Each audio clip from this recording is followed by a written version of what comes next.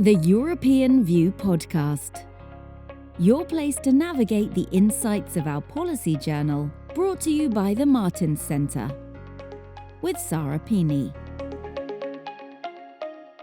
Hello and welcome to the European View Podcast, your way to navigate through the main issues of our policy journal with valuable insights from the authors themselves. I'm Sara Pini, Senior Research Officer at the Martins Centre, and today I have the pleasure to host on our podcast Andris Banka, Senior Researcher and Lecturer at the University of Greifswald in Germany, who wrote for the latest issue of the European View a very interesting article titled The Forgotten NATO Enlargement Dove in the Kremlin. You can find this and all the other articles of the European View on our website, martincenter.eu. So welcome, Andris, and thank you very much for joining us today. Hello. Thank you very much for having me on the podcast. And of course, thank you for publishing the piece itself. No, thank you for writing it, because so let's start it from this, because it was a very interesting article starting from the title. Because the dove that you refer to in this title is none other than Vladimir Putin. Quite the oxymoron, right? So maybe our listeners will need to know a bit of an explanation of your choice of wording. Right. You're absolutely right with the title. It was provocative indeed. Let me start by saying that this whole article kind of taps into this long-running NATO enlargement debate.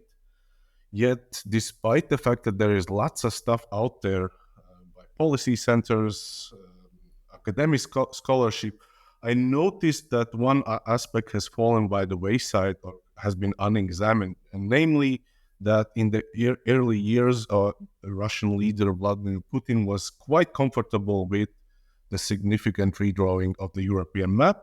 Simply put, he did not seem to oppose NATO enlargement in 2004.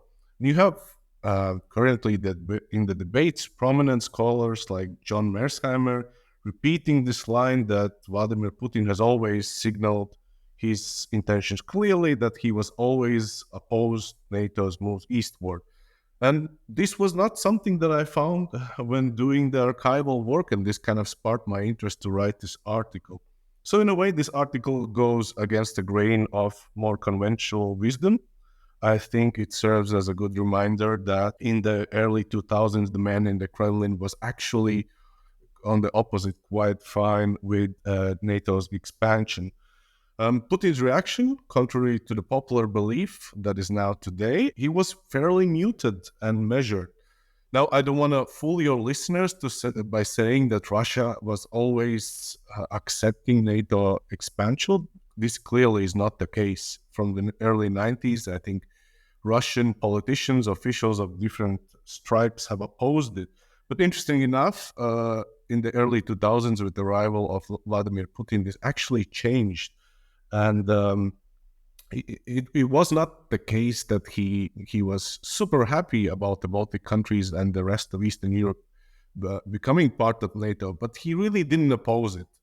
He was his remarks are very measured, and each time when he was asked, his response was, well, they are sovereign countries and they can choose their own destiny in a way. So this is basically the reason why I formulated the title that that Vladimir Putin used to be a dove, not a hawk.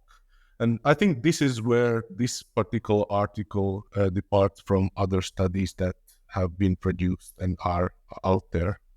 Honestly, especially in hindsight, some of the statements that you report in your article from that time are quite ironic. There's these notes from the U.S. Department of State that they say that in the past, Russian opposition to NATO was paranoid. Putin's mind is different. So this is bringing me to my next question, because you're using quite unusual maybe sources, or very interesting sources. So I would like you to explain a bit your research process. Yeah, sure. You're absolutely right about those quotes. I was quite shocked myself when I was reading them. I was rather surprised because the story that we know is quite the opposite. You would expect railing against NATO expansion from Vladimir Putin. But I have to say that I'm not a historian. So in this article, I kind of pretend to be, but I'm really not. But I have a hobby of reading all kinds of archival, declassified US cables. And I have to say, if there are some young listeners, PhD students, professionals in the think tank community, there's an amazing tool which is called US State Department Virtual Reading Room, and there is just a wealth of documents that you can tap into, and it really represents some kind of unparalleled insight into how the United States have dealt with different countries, and in this case, Russia as well. I think that the general stories are known, but they add kind of very important nuances as well. Those that are interested in NATO expansion, there's the so-called Strobe-Talbot papers. I think as of now, there are 3,500 documents. So for all you nerds out there, you can, start digging into them and you'll find very intriguing stuff. I think for a scholar, this is a treasure trove, and you can find many things there. One curious note to add here is that a well-known historian, Marie Cherotte from Harvard University, has been one of the people who has kind of advocated all opening of this archival material. And when she was basically pushing the US government to open this archival material, the Russian government intervened and basically said, we don't want our personal conversations between our leader and the US officials to become public. So, when the Russians are opposing in this manner, there has to be something interesting. So, again, I think this is a worthwhile avenue for people to look into, and they might find interesting things about their own countries in this archive. Thanks for the tip. I think that your article was interesting until the very end, because in your conclusion, you open up many other questions, which I hope you will address in the future with other articles for the European View. One is about this famous, rather infamous 2007 Munich speech, which, as you wrote, marked a complete backtrack in Putin's stance. But just a year before, relations with Russia were still amicable enough that it was seriously considered to invite Putin to President Chirac's birthday party during the NATO summit in Riga. So what happened in just 1 year? This is a great question, but also a very hard one to answer, because usually one would need some kind of special insight into Putin's mind. And as a social scientist, you have just limited abilities to answer that. I can personally speculate that there are two answers for this. One, it is possible that the Baltic countries themselves and the rest of the crew that entered into 2004 kind of in the Russian mental maps were different than Ukraine and Georgia.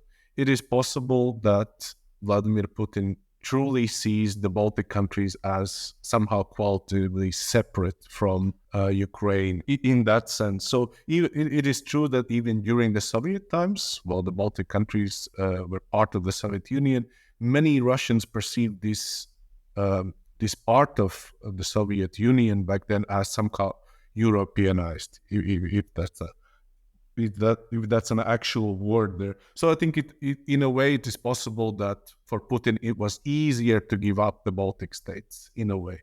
Another possible explanation would be that simply, still in the early 2000s, Russians needed Western investments, money, technology. They were not willing to compromise those relationships. And by 2007, 2008, Russia had gained enough strength to actually oppose this kind of enlargement. And, I think that the way Putin talks about Ukraine and has always talked about Ukraine, it seems to be a different level of emotionality attached to it. That seems that Ukraine is something different, means something rather different to him than the Baltic countries. But again, I think part of the story also has to do with the fact that Russia simply regained its position. Its army became much stronger by that time. It was able to pressure other countries much more, and which was not the case in the early 2000s. I think that was still a different time.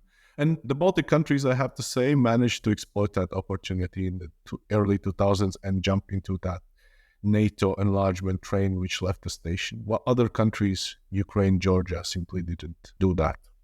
No, thanks. Also, in your conclusion, you debunk another popular myth, these two carefully crafted by the Russian leadership by picking bits and pieces of history, according to which NATO's eastward enlargement was mainly due to a relentless pressure from the US. And as you point out in the article, it was quite the opposite, right? It was the Eastern Europeans who were, as you said, I think you were quoting Robert Kagan when said that they were banging on NATO's door insistently, right? Despite Putin's dovish attitude at the time. So was it just the force of habit, or were they simply not fooled by Putin? In other words, was the pre-2007 Putin really a dove, or was it a wolf in sheep's clothing? Yeah, that's another good question. I think that you pointed out this narrative that also existed, that it was Washington or US imperialism that kind of imposed its will and shopped around Eastern Europe to pull these nations under its umbrella. It's really, nothing can be further from the truth. We don't have the time here to discuss all the angles, but I remind your listeners that starting in early 90s, the idea that the Baltic countries would become part of NATO was highly, highly unpopular in Western Europe. Berlin, London, other countries as well strongly opposed and had many doubts about this prospect of Baltics joining. For one, they were not sure that they could defend these countries. And secondly, they didn't want to ruin good relations with Russia. So it was an enormous amount of work on behalf of the Baltic countries to convince Europeans and skeptics in Washington as well that they should become part of this alliance. I think that kind of to answer your second question, I think historical memory explains a lot here. The Baltics are close and personal with Russia because of the occupation, and I think they were laser focused on joining the NATO despite seeming alternatives that were floated around that time, some kind of anchoring into European security and neutrality and other options. I think that there was a lovely saying by the former Latvian president who used to say that small states always have to be vigilant and use cracks in the march of history and use those opportunities. I think that, again, to repeat myself, that opening was early 2000s, and the Baltic countries wanted NATO to be the premier vehicle to kind of secure themselves with the knowledge and the foresight that Russia one day will return, and that notion that Russia will be a democratic state that will one day, kind of backtrack. And I think the current developments showed that was the right approach.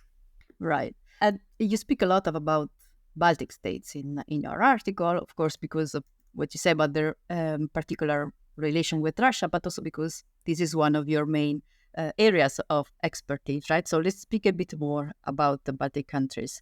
First of all, what changed for the security of these countries after Russia's latest aggression on Ukraine, and more recently with NATO's enlargement toward the neighbor Finland and Sweden? Yeah, I think in Europe, generally speaking, there's a much greater meeting of the minds, so to say. I think if previously the Baltic countries were seen as overly alarmist about Russia, I think this has now changed, and there's a much more agreement between Germany, UK, France. There's much greater understanding what the threat is. Swedish and Finnish former membership was also quite a big deal, I think, for the Baltic countries. And this actually ties into what we have been discussing today, NATO enlargement. There were lots of talk back in the day that the Baltic countries are simply hard to defend territories.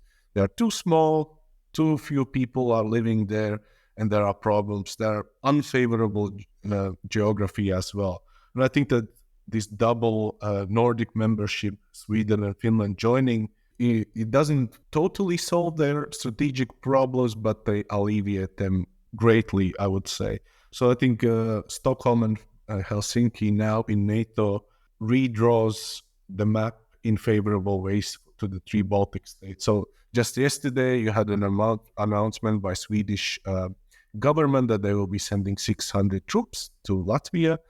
These kind of policy changes are obviously greeted with open arms in the Baltic countries, and it is a big deal, I would say, as well. As we know, Baltic countries have always had a special relation with the US. You also wrote about this several times. How do you see possible scenarios for US-Baltic cooperation and security after the November elections? I think you're quite right that the Baltics always viewed Washington as the linchpin of NATO. From the vantage point of Baltic officials, it is an absolute necessity to have the US deeply engaged in the region. So basically, that is one of the really a priority that you can even see in the strategic documents. There are a lot of question marks about the future posture of the United States. There's a lot of talk about US, and this is a broader question about US paying more attention to the Indo-Pacific and not Europe. So this is something that the Baltic states are highly aware of, and they try to, whoever's in office, they try to curry favor in different ways to show that they are spending enough GDP. Agreed, more than 2% now. Estonia and Lithuania is already in the line of 3% on GDP. So this is something they also, Baltic countries taking the line from Washington, have been quite pursuing anti-China policies as well, mostly to impress their superpower ally. So this is something, regardless who is in the office, what I would expect to see is still a lot of attention on the United States and pursuing policies trying to convince Washington to stay in the region and not to pivot to Indo-Pacific or some other region as well. Though, of course, this is something that is challenging. There are other crises around the world. US is involved in the Middle East, other regions as well. So this is obviously not only a challenge for the Baltic countries, but small states in Europe in general, how to retain American attention and how to maintain this alliance link with the United States. I think other countries are also wondering about that.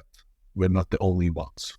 Yeah, and hoping that the US will not completely disengage, but at the same time prepare for being more responsible for our own defense, especially now that we have a special commissioner for defense, Kubilius. Okay, so I would still have 100 questions to ask you, but this could last hours. So I'm sure we will find another occasion to discuss further. But thank you very much for this very interesting discussion and your very interesting answers. Thank you very much. It was a great pleasure. And for those listening in, make sure to like, comment, and subscribe and discover all the interesting insights of the European view on our website, martencenter.eu, and on our social media channels. Thank you, and stay tuned for more. This was the European View podcast, your place to navigate the insights of our policy journal. Follow the Martens Centre for more.